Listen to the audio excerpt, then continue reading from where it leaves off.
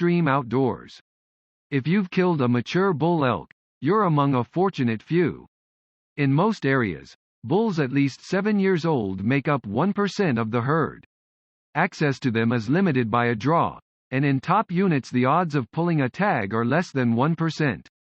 The good news: you needn't draw into a trophy unit or kill a record book bull to succeed as an elk hunter. But you must do a few things right. When I shot my first bull 40 years ago, 1 in 7 hunters filled their tags. I suspect that's still a fair average estimate across the West. However, private land outfitters and controlled access hunts that require years of preference points now skew those figures. Opportunities to shoot elk, on the other hand, are more common these days.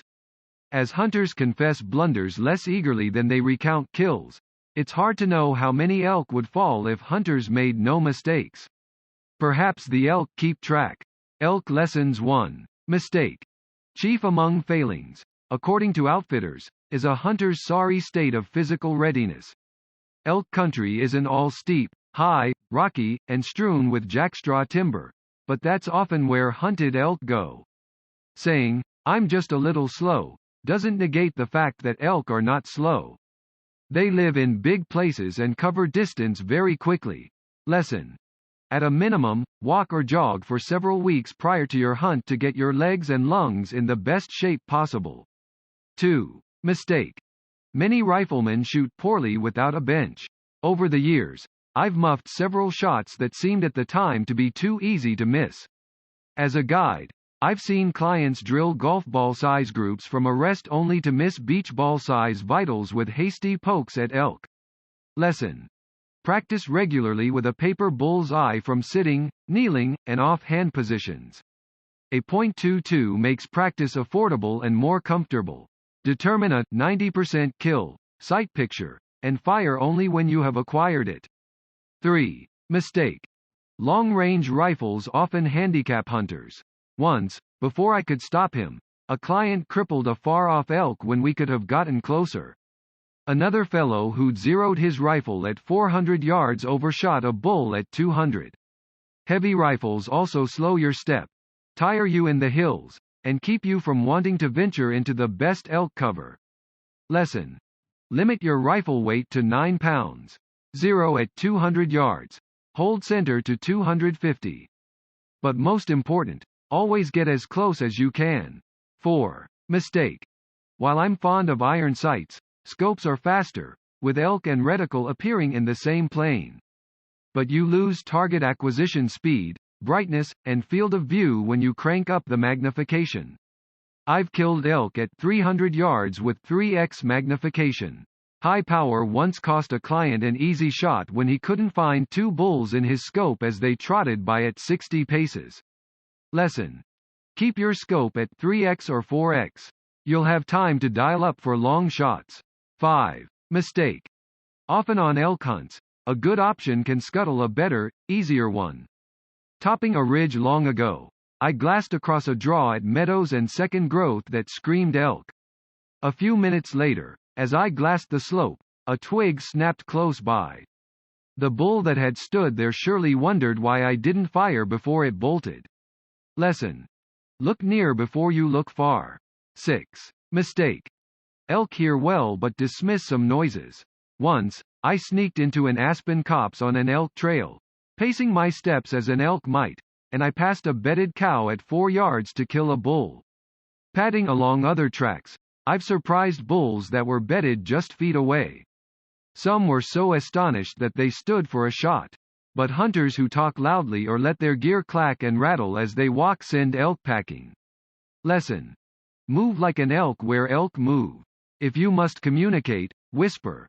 7. Mistake. The wilderness pack trip has come to define pure elk hunting. But odds at a shot can improve on forest fringe near agriculture, where elk densities run higher, especially in late seasons. Success in Idaho's Frank Church, Montana's Bob Marshall, and Oregon's Eagle Cap wildernesses hovers below 15%. While I've killed elk in all of them, they yield elk reluctantly. Lesson. Places of legend typically offer better scenery than shot opportunities. 8. Mistake. Dreams of outsized bulls fuel elk fever. But assuming you can always kill a lesser elk later in the hunt if a big one doesn't show early on is perilous thinking. One client passed up several fine bulls looking for a brute we knew was in the area. I admired his discipline, but he went home without firing a shot. Lesson: have a realistic plan. As an outfitter pal advises his clients, shoot the elk you'd take the last day as soon as you see it. 9. Mistake. Crusted snow and bare ground can make for noisy tracking. A ND spooked elk, but as I hunted through crust one day, I caught up with a bull, thanks to wind, topography, and knowing when to leave the track. I moved wide around the herd through cover, and my chance came as I paused at the cover's edge. Across a meadow, the bull had stopped to check his back trail.